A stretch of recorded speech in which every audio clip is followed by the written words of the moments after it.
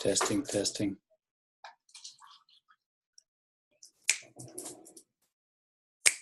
Nobody's there. Just me. We are recording though. So if you're seeing this on the replay,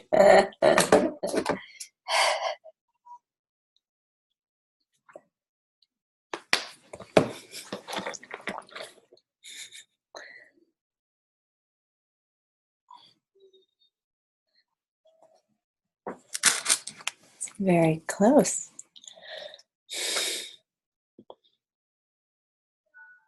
Maybe we should just meditate for a bit. Sounds good.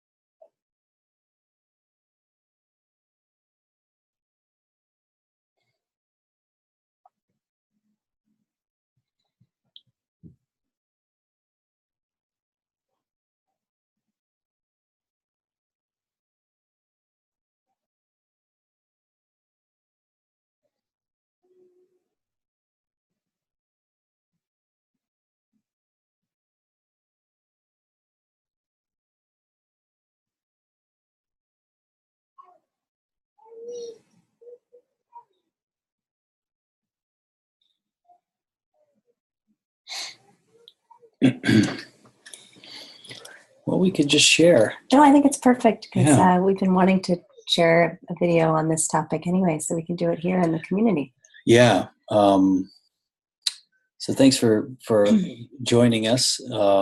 If you hear a little chirping in the background, that's our daughter Sophia. We're in a hotel in Carlsbad, and I went out with her earlier today, and we strolled along the beach a little bit in her stroller, and she fell asleep. So her day might be a little off in terms of her schedule, but nevertheless, we often schedule these calls when we're traveling. We schedule them during her nap times or after she goes to bed, and so when she falls asleep unexpectedly, then that kind of might change things. So she may appear later on this call if she doesn't go to sleep. We'll find out. You want to start off to talk about what happened? Well, so yesterday was. So we're here in Carlsbad. We're here in this part of the country to be with family a little bit around my birthday, which was a couple days ago. And anyway, we were out in the water yesterday on the beach. We're in a hotel right on the water, basically. And so we strolled out to the beach yesterday morning, and I like to surf, and I went out. Hi. Camille, cool. But I went out into the water, and on the second wave, I kind of got tossed a little bit, and my right leg went down, kind of reaching for the ground to give me some footing, and I got zapped by a stingray. I didn't know it at the moment. First I thought it was like a crab, or I didn't know. It's never happened to me before. So anyway, I rode the next wave in. It kind of came out and looked at my foot, and it was bleeding like crazy. And I thought, my God, what the heck is this? So we dealt with it right there on the beach. At least we sort of stopped the bleeding. But I don't know, 5 minutes later, this really nice guy, another surfer, came walking down the beach, and he had seen me. He had seen what happened, and he came up to me and said, "I think you got hit by a stingray. Can I see your where you got hurt?" And I showed it to him. He says, "Oh yeah, oh man, that's a stingray." Ooh, you could tell he'd been there before. Yeah, he had like 5 or 6 or 7 of them on his scars on his feet. It's not uncommon. But so what was beautiful was he said, "Here's all you got to do," and he told us exactly what to do, which is basically, which would not have been intuitive for me, was get it under really hot water, and the hot water neutralizes the venom that's released by the stinger. And if there's any sort of barb in there, you may have to kind of treat it like a splinter and get it pulled out, but there wasn't, fortunately. So I came back to our hotel here and ran my foot under this hot water for a good half hour, 45 minutes. I did go to urgent care just to have them look at it, but they were, there was nothing really. That's all you got to do is run under hot water. Well, the interesting thing for me, though, was, of course, sort of thinking afterwards, like, okay, why did this happen? How did I create this? What's behind the appearance as to the teaching? What is here to be seen? And what I had not talked to Theresa about, last week we were in the woods, way up in the mountains, east of here, about an hour east of Southern California, and we did a lot of hiking. It's very dry. It's really hot. And everywhere you go, there are signs about rattlesnakes. Be on the lookout. Don't let your dog do this. Of course, we had a dog and a baby. And our dog and baby have minds of their own, and they're veering off paths. And anyway, so I would make it a point to be out in front of the pack. Sort of, I even had a walking stick. I would be like, kind of like just sort of keeping an eye out. And every so often I would have this little scenario play out in my mind, this little video of like a snake kind of lurching out from the bushes and biting me on the ankle, which is basically where this stingray got me. Stingray got me on the inside of my foot. And obviously on a trail like that, it would have happened on the outside, but nevertheless, it was like incredibly close. And so I had sort of set this in motion. And so it's no surprise that when after this, and something we've been talking about recently within a kind of smaller community we're in, and Camille, who's joined us on the live play of this, is aware of this too, and maybe we could talk about this. That'd be very interesting. And this is coming from Bentinho Massaro, a fellow we work with, and who's a real guide for us. And he's talking about how the manifestation buffer is closing. Any sort of time gap that was there before is getting narrower and narrower and narrower, and our thoughts will manifest fairly quickly. And to me, that felt like what this was somewhat about, though even behind that, there's another teaching, which is, further deepening my understanding of I create my own reality. Like this is the notion that there's a world out here that I have to kind of contend with and deal with is actually completely an illusion. It's really a projection of consciousness, and we're kind of relating to this always through frequency and vibration, and that is really where our focus should lie. It shouldn't be on trying to rearrange things in the appearance. It really ought to be on kind of managing my vibration and my alignment to source and my calling, my reason for being here, all these things. And anyway, so it was, to me, ultimately, it was a teaching about like, hey, by the way, you create your reality, buddy. And it's time to really kind of even more so step into that. I do that a lot, but this was even more so to step into it. Because on the trail, as I was worrying about snakes, what I was really doing was kind of buying into the notion that this is a real world, and that I have to kind of manage it somehow. I've got to protect myself from it. I've got to be on top of it. I've got to be, on guard for something that might jump out of the bushes and bite me. Anyway, so there's a few other wrinkles to it too. I don't want to kind of make this all about my little stingray incident, but well, it's a great intro topic to the repatterning that sure. we want to talk about, because we've been exploring this concept of repatterning in this way, in that word, for about a year, it began with us being in a condo in a kind of suburban area with our daughter a year ago, and not feeling like this was maximizing our spiritual experience or our calling to serve.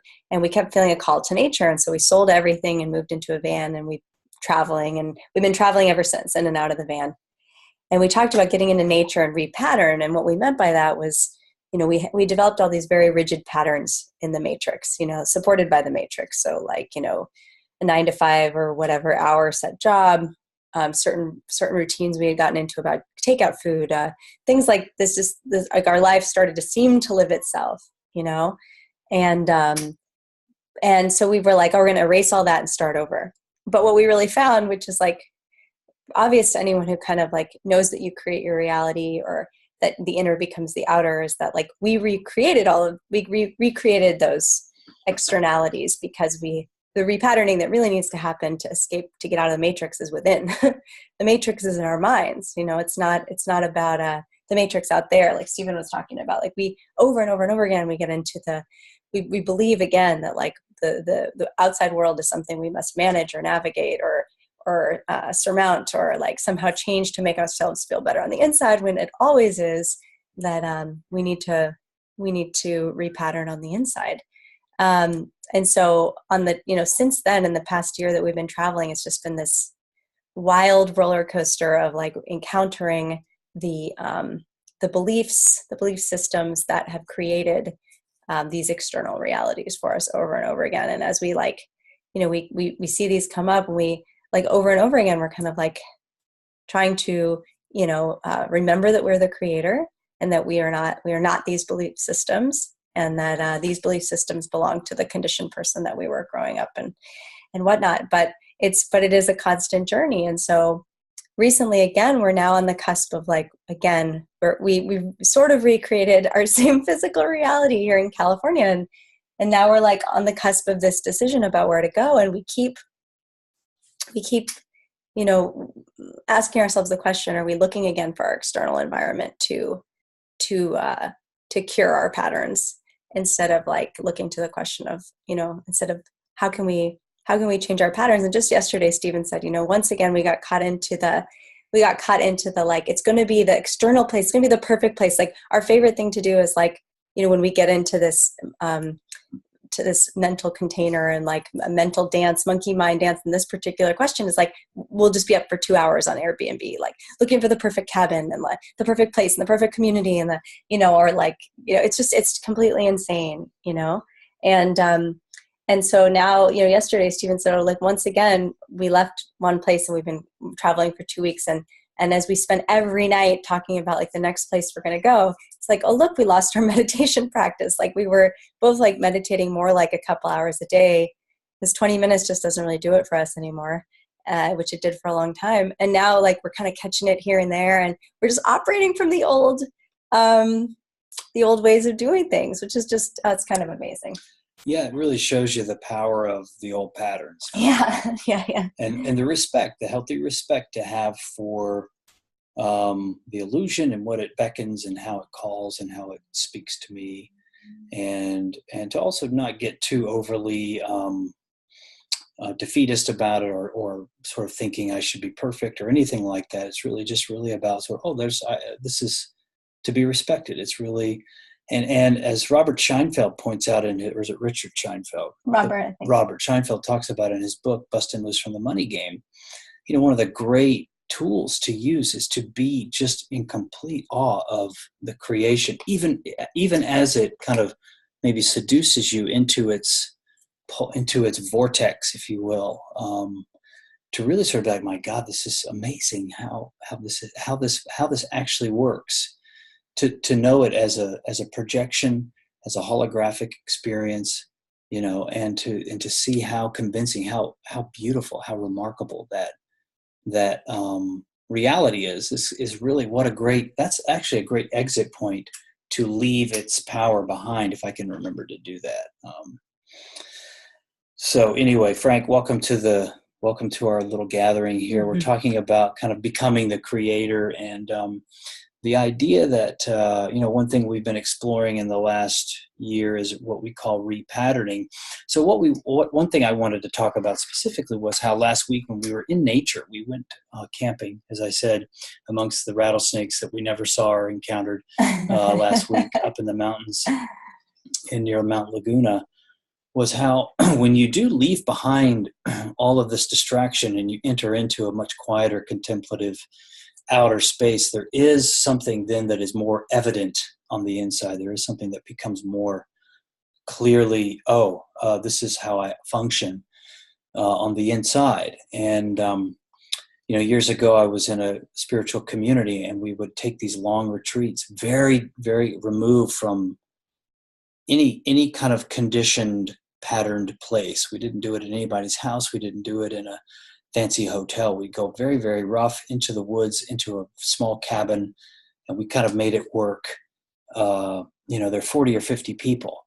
So anyway, and the reason for that was so that the familiar could be completely discarded, and we could enter into a very unfamiliar, uncertain environment, which could allow for deeper sort of clarities to emerge. And it always worked. I mean, extraordinary. And that's a whole other thing we could talk about sometimes, is sort of creating conditions for awakening, which is something I think we're interested in doing in the projects we're considering in Costa Rica and beyond. But nevertheless, we were there, and all these other patterns emerged. And it really sort of plays out a lot between Theresa and I, because when you're on the move, there's no one else really around, any other people. There's no friends per se. There's the neighbors in the campground next door, let's say, or whatever, but it's just the three of us, the two of us, and Sophia. And of course our dog was with us this time too, Magic, which is really terrific.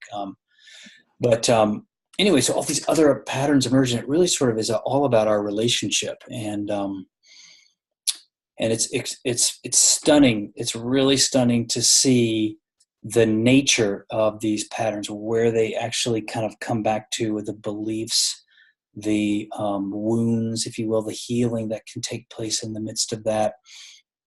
Vision quests happen in a very similar way, where people will leave behind everything and sort of go out on their own. There's really something to be gleaned from being in the natural world for extended periods of time. It has never, ever failed me, that is for sure. And this time, the revelation was, for me, it centers around judgment. And I just judge everything and everybody, basically, on some level or another. There's this constant kind of tape playing of judgment, and sort of where people fall short, or where whatever's in the appearance, I will judge it in some fashion. And of course, this plays out most profoundly with Theresa and Sophia, which is insane to think about it, but nevertheless, it's there, and it's not real, though it's very convincing to the kind of conditioned self that appears in the world. So it's so extraordinary to invite that in, to welcome that in, to embrace that healing. And it's sort of the nature, if you will, of the process for us that has proven to be so useful, is to leave behind the systems where we continually find ourselves.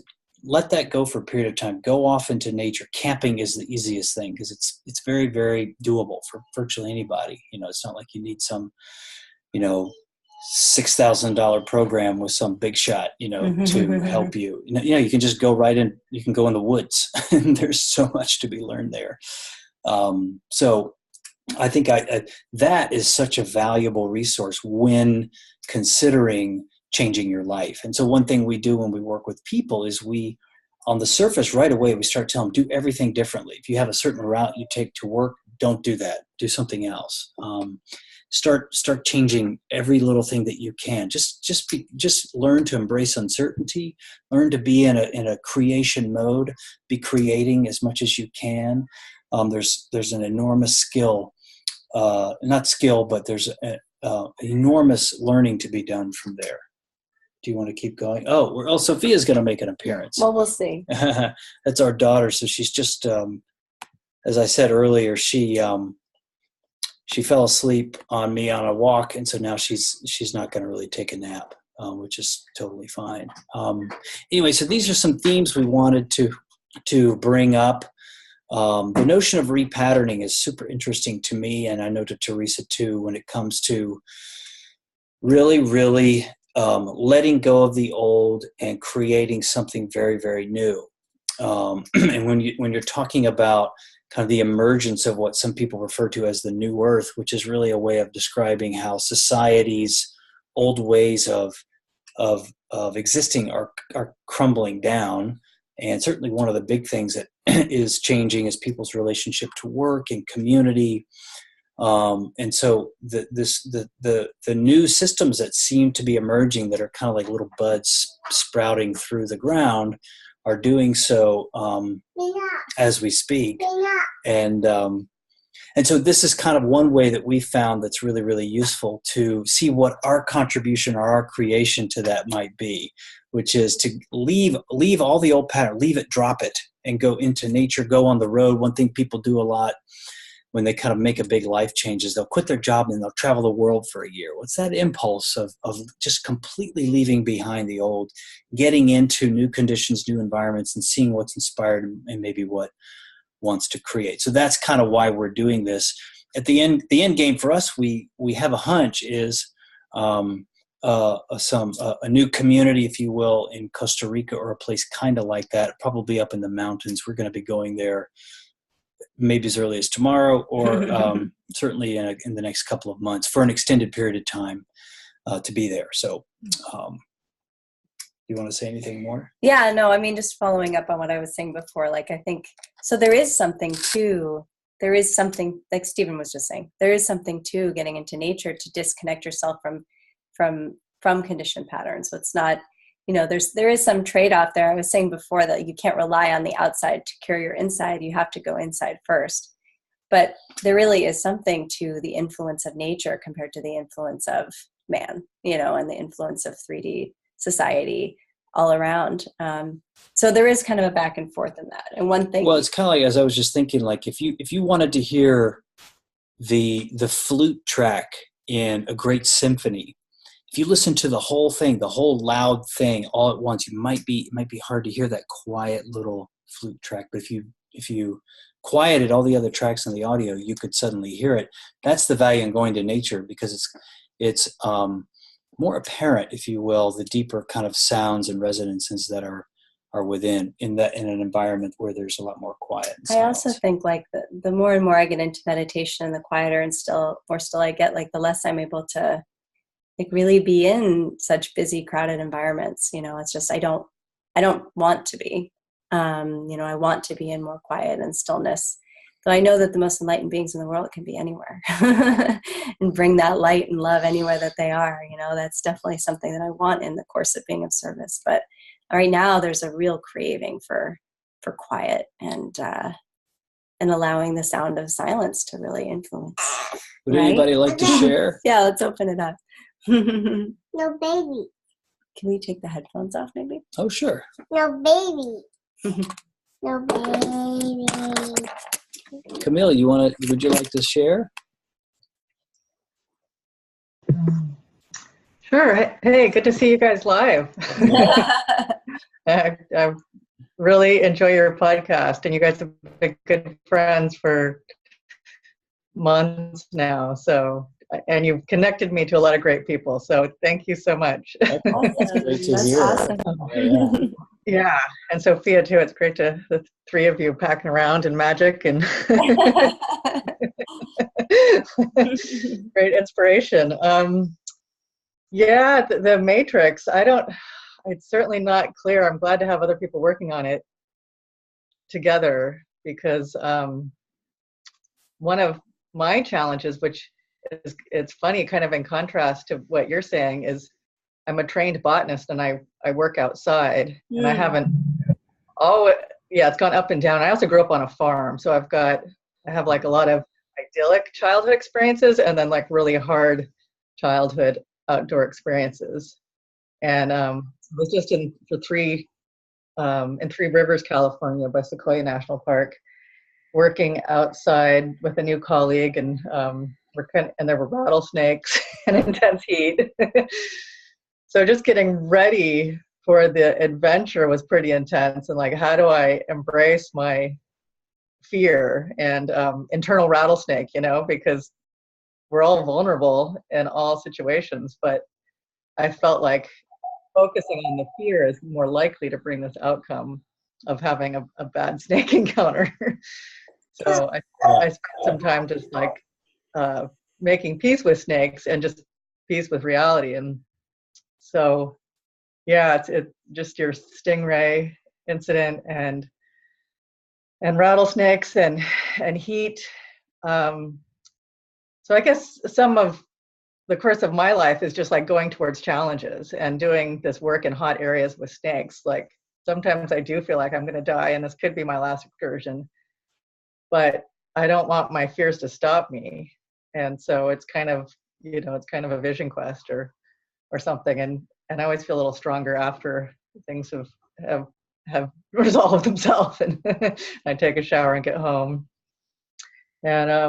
And you learn something. I mean, I do love nature, but it's also heavily impacted by humans. So me as a trained professional, I'm always seeing how we've got overgrazing and cattle ruining the creeks and weeds. And so it's kind of hard for me not to bring my own patterning of criticism and frustration, into what I see. And just this battle continues. Like there's the battle in the city, and then there's the battle in the wilderness, and some areas are yeah, and then just like you're saying, like looking for the best Airbnb in the next place to go. It's like I've done a lot of that too, and I know like it's temporary joy, but it's not permanent joy. So learning to source from within and be more in control of my state, and I guess having like different kinds of visions and ideals of where I'm creating from and what's my highest purpose is kind of what I'm exploring lately. And one thing I come back to a lot, and I'd love to hear your view on this, is there's this kind of automatic way of living. And but then more and more I find for me, there is this kind of arising of awareness of, oh, I actually do create my reality. This is how things work. It's more of an active current in my life rather than some cool idea I read on the internet or in a book or whatever. But even that, like I've been studying this for a considerable period of time, and yet still the majority of time I'm kind of in this 3D, if you will, state where I'm trying to kind of, I'm contending with the world in the way that I always have. And I'm curious, how do you find that for yourself? Like, do you find that there's this kind of remembering more and more that's happening? Definitely. Yeah, definitely. I do feel like I'm in a more even, peaceful, and just trusting, just this sense of trust. Like I don't know why necessarily I'm where I am doing what I'm doing. And sometimes there's kind of some debate back and forth if I should continue as a consultant, and is this contract, really in my highest vision or the planet's highest vision. But I try to just like quiet those things and just be aware of like how I'm feeling as a human and how available am I as a human, and am I in touch with just simple truth and presence. And so yeah, just like being, well, I also felt like I was shepherding my colleague quite a bit during this last excursion, because I think, everybody's got plenty of confusions that we keep buried, and the more we unbury our own, the more we're available to others, and people questioning, and people having a hard time being honest and knowing what actually motivates them. We're trying to look at these things and be more honest. So I felt good that I had kind of a dual purpose of being out doing a survey that I hope will do some good, and being a shepherd and being out in nature. And some of it was really beautiful and some of it is ugly and hot and scary, but it is what it is. And just being in your body, you know, like, is the world a projection? Like, maybe it's a projection, but if I can just like be in touch with my body as I walk, you know, which happens wherever you are, then you're just kind of fresh to the moment. Yeah, one thing the teacher Gurdjieff said years ago,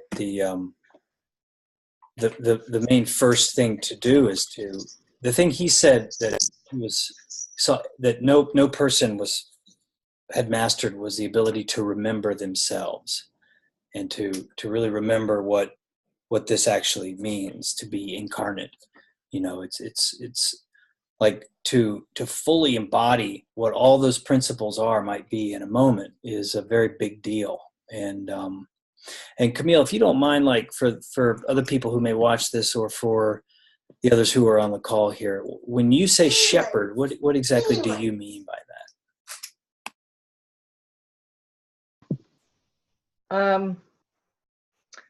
Well, shepherd's part of Bentinho Massara's shepherding program and Civilization Upgraders program. It's a 6-month training program. And my life and Stephen and Theresa's life aligned with this quite well. I've been following Bentinho's work for around 3 years, I think, and then got kind of a stronger pull to go to a retreat in Sedona in December. And then during that retreat, he was talking that he wanted to work with a committed group of students and do less big public retreats. And yeah, there was just a real strong pull to have this community to explore that. Like, what is a spiritual life so he's kind of teaching us how to come from source and spirituality and our own knowing in this collective, that we have online meetings and some physical meetings. And so it's a 6-month training, and we've had a number of long meetings and short meetings in different groups. And it's just, yeah, I don't know. Sometimes it's like, okay, perfect, now I've figured it out. And other times it's like, still feel like myself with my same problems, you know? So yeah, totally. It's a very interesting program. And but shepherding, I think, as you were describing it, is kind of being with others who may not be aware of what we're learning, at least, or maybe even be open to the notion of consciousness and kind of how things are in relationship to that, or may have a whole other type of view on those sort of things. But it's really about how to be of service in the world as the world transitions in this dramatic way that it is, and how to serve that, how to be in relationship to that in a way that raises the frequency, raises the vibration, helps create systems and ways of doing things down the road that can be more healthy, helpful, and more in correspondence to the age that we're moving into. And it's a big time challenge. It is a big time challenge. How to kind of be in the face of those forces and yet bring that awareness to it is a big time thing. It's pretty amazing. And Bentinho talks about levels, shepherding versus mirroring consciousness. And he has been an amazing example of mirroring consciousness, where he can pretty much meet anybody and not really be affected by them, but be completely present to them and understanding them so that they can understand themselves through separate eyes that are very compassionate and wise. So he's there just radiating like this clarity and understanding. And so I think we have recognized that in him, and he's training us to be more pure and clear and available, and just upgrading the world, just being more honest and showing up and available. So yeah, it's not like you have to necessarily create some powerful business that changes millions of lives. That means some people are really called to that, but others are really called to just sort of being in a higher frequency moment to moment and kind of influencing in a very subtle but very, very real way the environments, the appearances, the places that they find themselves in, which is really beautiful. What a marvelous kind of point of view to take. Does anybody else want to speak? Feel free to just unmute yourself if you do.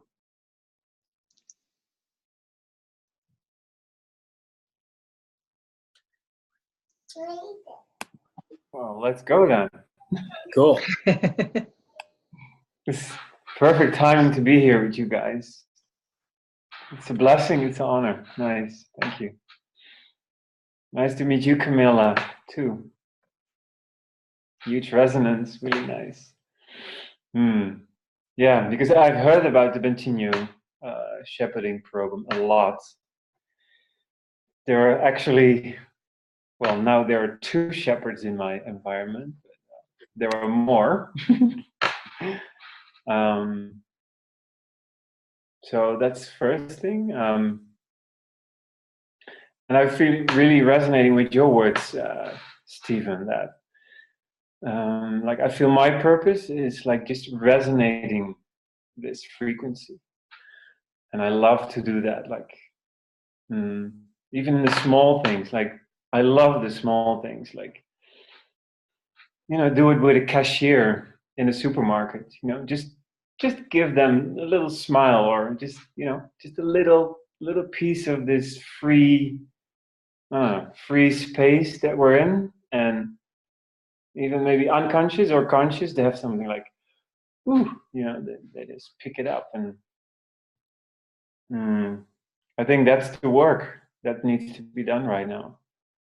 As you say, it doesn't have to be like, like the main solution for, I don't know.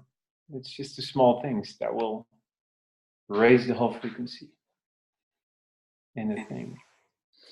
Yeah, I like that. I really do. We're called, as people, as you might know, to kind of create something that then serves people through the scalability, if you will, of the internet and technology.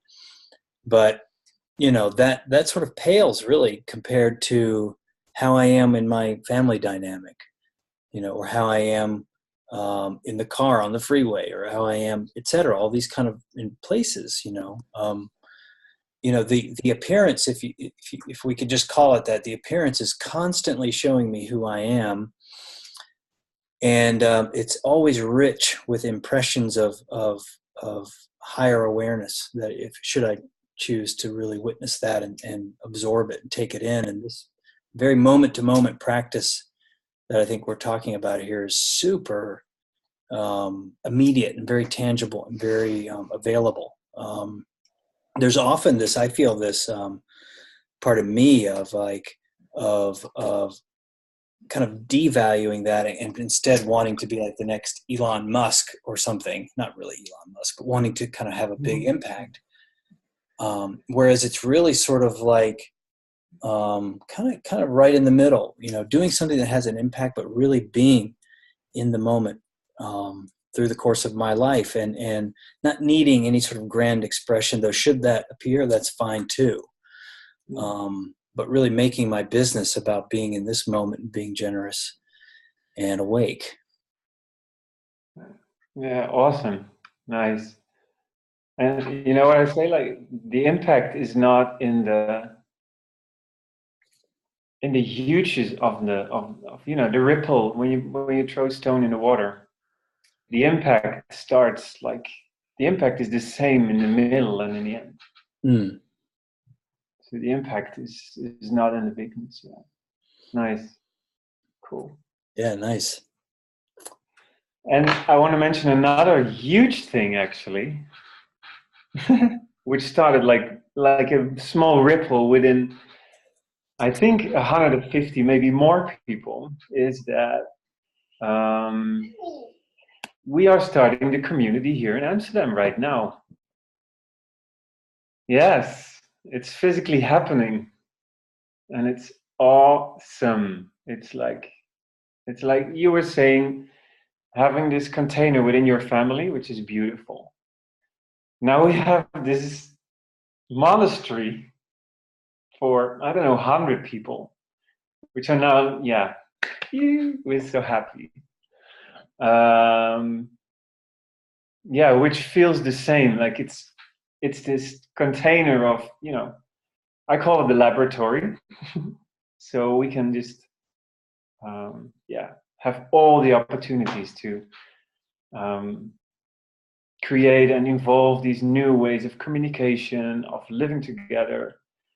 I'm highly excited to create a healthy money system again within the community, and then do it within the community, and then go outside again and put these ripples out. And it's crazy already. It's crazy. So cool. So will this be people living there, or is it kind of more of like a center where you can come and go, or both?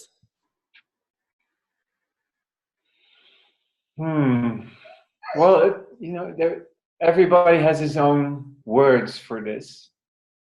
So I can only give you my words and my feeling. And like yesterday we were standing there, and I call it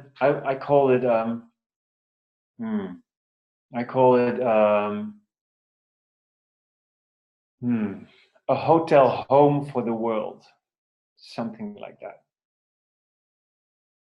So it's also for me, living is not, you know, living is not, you have your house and your things and that's your place. No, for me, living would be more, you know, traveling around, being at the place where you need to be, being with the people where you need to be. And then there are all these places where you're just traveling. Those are my words, yeah. So great. You are all cordially invited to come. Thank you.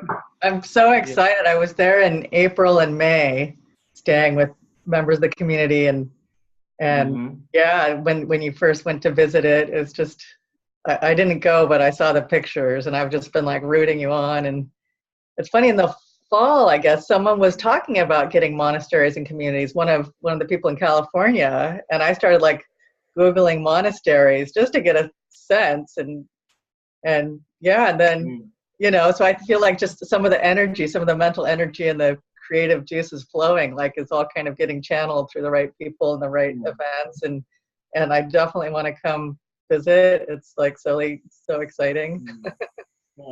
It's already done. It's already settled. Cool. Yeah. Thank you for co-creating this, because it was small but huge at the same time. It's awesome. That's the impact. Yeah. No, nice. Yep. Yeah, new models for the world. I mean, it's beautiful. So beautiful to have this sharing, caring, playful, happy, spacious place. Yeah. Nice.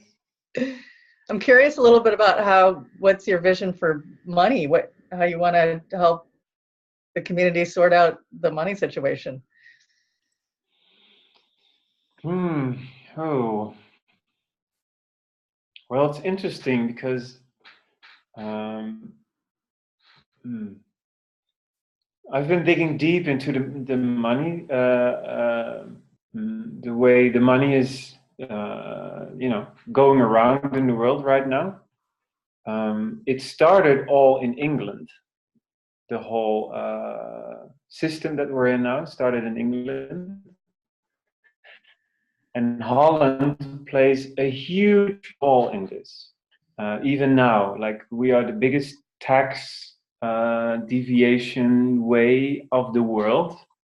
So there's a lot of this, well, I don't say dark energies, but you know, there's a lot of energy sucking going on here in Holland. So I don't know, but I feel that Holland has a big role in this to clear this, to clean this. That's the long version. That what I was doing for the last year. I've been going really into that.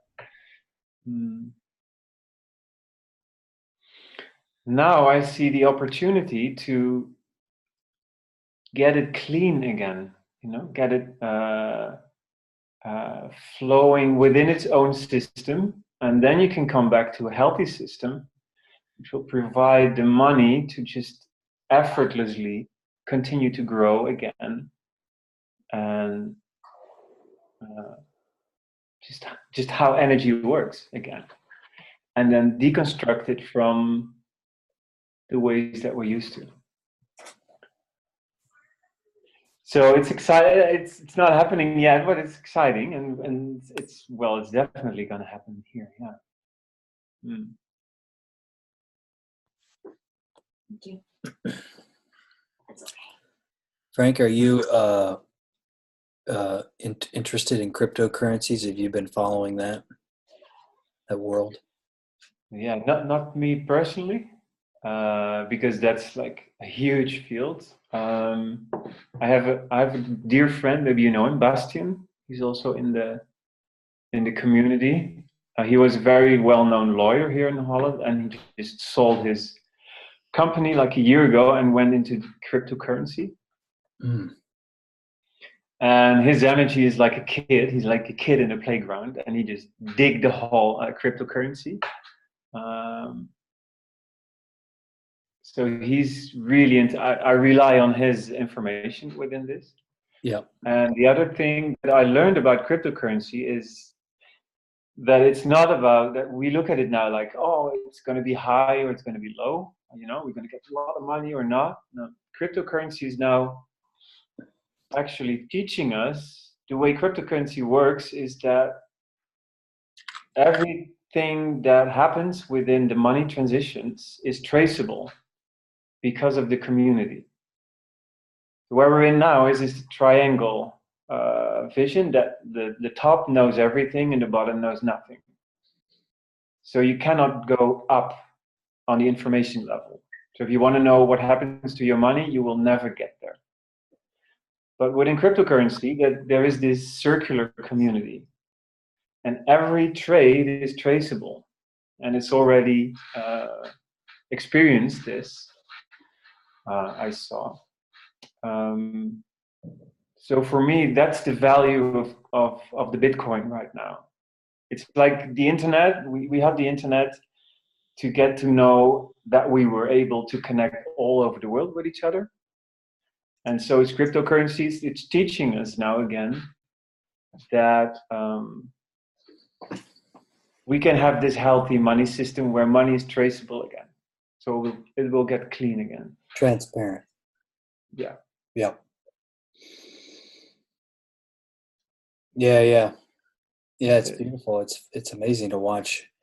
Pretty much every area of how we've always lived, or the kind of notion of how we're everything that has kind of that there's been an assumed way of doing things is totally changing right now. Everything is just wildly changing so fast, and that's obviously a big one because it's so much of how the old system is supported.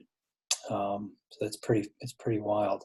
Yeah, I'm eager to see kind of how, one thing we were traveling in Costa Rica in the wintertime, and we met this guy who he's a really interesting fella. Hi, Petra. Mm-hmm. Where's your is your hubby there with you? Your new beau? Oh, wait, yeah. You hear me? Am I unmuted? No, I unmuted you. Okay. Mm-hmm. No, my new old ex-husband is currently not with me in Cologne. As it should be. Yeah, he's far away to bed. As it should be. A period of mourning, let's call it. Yeah. After this burst of beautiful love and light. Oh well. What were we saying, Frank? You were talking about Costa Rica? Oh yeah, and so one thing he talked to me about, I'd love for you to speak to this, was how community efforts, as he's seen them in the past, are often derailed because of money and because of people's kind of relationship to it being different, say, than others, and how leveling that somehow has proven to be a rather big challenge. So it'd be interesting to sort of see how that plays out in Amsterdam as you guys get very, very on the front lines of creating that, which is obviously so necessary and important and interesting. And my personal belief is the people involved, yourself and the teaching, or at least the ideas that we're all contained in are kind of a very high integrity with a great deal of power, and that should something change in terms of community and our relationship to money, it should certainly happen within an environment that you're describing. Sophia's back in the room, so you'll hear her talking about her Lion Cup. Anyway, but is that something that you guys have thought about or talked about as you're putting this prospectus together? I think Sophia has very interesting comments on this, actually. No, and you make me like you fire my excitement. So thank you for this. Like, I'm really excited to do this. And actually, we're only 3 days away in the process. So it's very, very fresh, and at the same time, it goes in a pace that is unbelievable. And I knew this would happen because this is like floodgates are open. And everything, like you were saying, for me, this is not for me, but the time now, I got the message when we were moving in, and I was driving there and I got the message, this is not a rehearsal. This is not a rehearsal. Like when fire departments, the game is on. This is it, We've been playing for a lot of times, and the universe, or I don't know, Source is just asking us now, this is it, guys, go ahead. So yeah, I'm really, really excited for this. And I think I'm well prepared. For the last year, I've been gathering a lot of information about the transition to the new dimension, like we go from 4th to 5th dimension, like exactly what's happening on frequency base, how this implements our bodies and our minds and the emotional system. And so, yeah, I'm really excited to really explain this on a very, very, very, very normal and acceptable level that people can relate to. Was the property, it's a monastery, is that right? Is that how you described it? It's a monastery, yeah. We don't like the word, so we're thinking about a new word. We don't know yet. Oh, that's a good idea. Yeah, it's a very heavy word. Feels very heavy, Monastery means exactly, it means like captivating yourself from the outside world. Yeah. So that's definitely not what we're doing. Well, so this property, was it purchased or is it just given? How did that itself work? The practical way now is that we have. So this is interesting. We signed a contract actually. So first we were asked to rent just rooms, and then at a certain point, they said to us, "Well, you know what? We want you to have the whole building actually." And we were like, what? Okay. So, and at the same time, we were like, this is an invitation just to step in completely. Take the whole building and don't think about, money restrictions in the beginning or how we're going to sell this as a community, who is responsible. No, this is just asking us to trust this thing, what's happening, and just step into it. So actually what we did, we signed now a contract which is in between every legal system that is happening right now. So it's really interesting what's happening. And the guy who's helping us, who is in between the property and the government, like the government, he's doing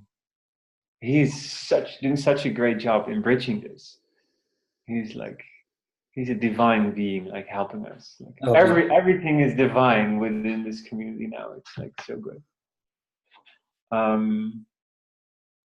Yeah, so to get practical, there is a contract as one big community we signed. And within this community now, we are the people who are in the community are now, taking their space in their place and alignment and see what resonates, what not. And I just stay in my highest alignment with this project. And I know if I do, then people will resonate with that and we will keep it up. That's the way. So yeah, we don't know. We have it for 2 years. Who knows? Who knows what happens then? And when you say people are sort of taking some space to find their alignment, do you mean in terms of like particular areas of this community and like kind of how that will evolve? Like people might be more drawn towards one part of it versus another. Is that sort of what you're referring to there?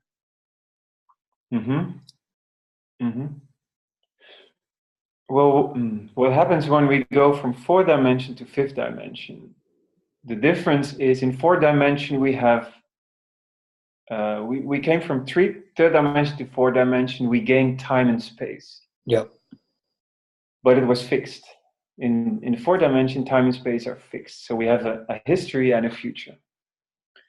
The 5th dimension, we are free to move within time and space.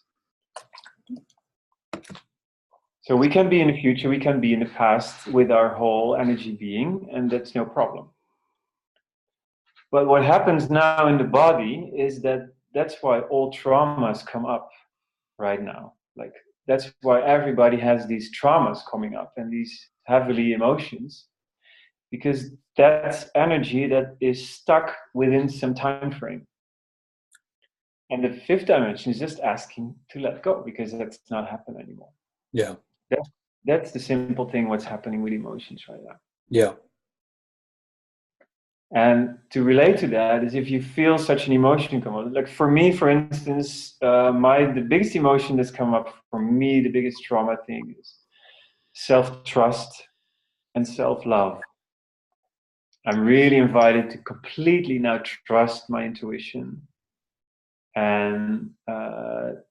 And what comes up is these thoughts of the past, like, society saying, no, that's not possible, or no, that's not the way we're doing it, or my parents, or, all these voices that I had in my life that would say, your intuition could be nice, but it's not happening. And I'm really invited now and being mirrored within whatever everything is happening, that trust is the way to go. So that's really, really gorgeous. That's actually what's happening now. It's interesting. It sounds like this is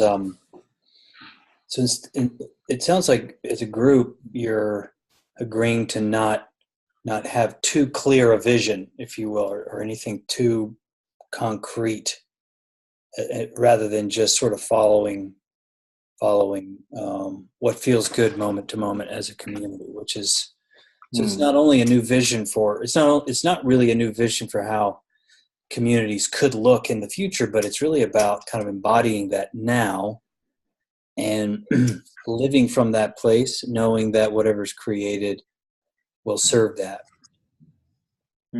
Absolutely. Without needing it to be too organized or nailed down. Yeah. Absolutely. Yeah. It's absolutely. It's about the resonance. It's completely about the resonance and what it will look like. Camille mentioned the monastery was mentioned in California somewhere. I drew some kind of vision board last year, and there was like a couple of steps, like one house, that was my house, then there was a kind of farm community, and then there was the world. And I was like, no, I need something in between. And I drew a big castle in between. And now we're standing in this castle. So you will never know what something looks like. No, never. You can only feel something resonate within. Like, yeah, it's beautiful. I have a strong pull towards. I've been in Costa Rica before, like maybe 15 years. It was my first big travel. And what you guys are doing feels, I have a very big pull towards. So, well, we're getting a house with extra room if you want to come. There's extra space in this home that we're going to be renting for a pretty good amount of time. And so once we know more about that, we're going to share with others who may be called to it and invite them to come and just sort of be there and see what naturally unfolds. We will let you know for sure. It'd be awesome. Great. Wow. Yeah, and you can come to Amsterdam. And I know. Mm-hmm.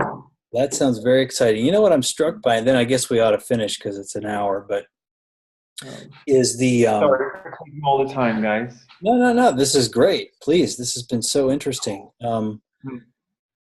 But is how you're in a community there of people. You probably have I don't know how big the Amsterdam community is, or at least maybe the nucleus of it, but it's easily the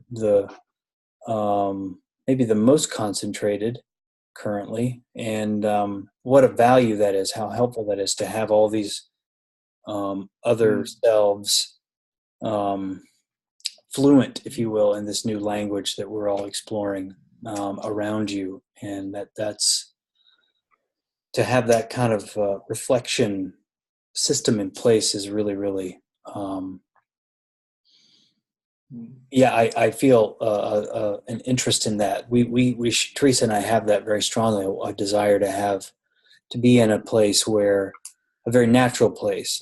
We've thought about going to Amsterdam, but it's a little too much of the man-made world for us. We want something a little like Costa Rica up in the mountains, more lush and natural and in nature. But having that community in place, I can see that there's a real impact on you, which is beautiful. That's really very confirmed. Very.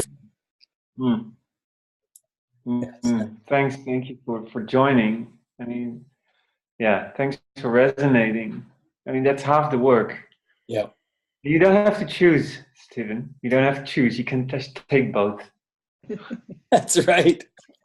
That's right. Frank, I'm curious, you're talking about in 50 and the malleability of time and space and yeah, I mean, I feel like I get to timelessness, but I certainly, when I'm in the world, I feel like time, although it like my life zigzags and it's not been very linear, but it still seems like time is pretty continuous. So have you had different experiences than that, or? Well, it's just, for me, it's just a matter of how, these are my words, right? And everybody has his own words, so I hope you can resonate with. Of course, I still have, I mean, it's now 11 o'clock in the evening here, 3 minutes past. But at the same time, my perception of this, I can completely choose for another perception of this. So I had a burnout like a year ago, 1.5 years ago, and my whole nerve system was completely, on fire. It was just not, just constricted. And there were 5 days and nights in a row I couldn't sleep. My body just wouldn't go to sleep. So at one point, it just needed, it just had to go. And at that point, I realized, wow, all right, this is what sleep is actually. So it was literally pulling me back in alignment. Why I'm saying is, for me now, sleep is totally different.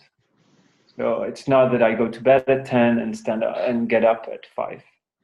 I really sleep. I can sleep for an hour, just any moment of the day or the night. So yeah, these things also, it changes also. So like what you're saying, like the patterns we have to get into this new dimension, it changes. Like yeah, for me.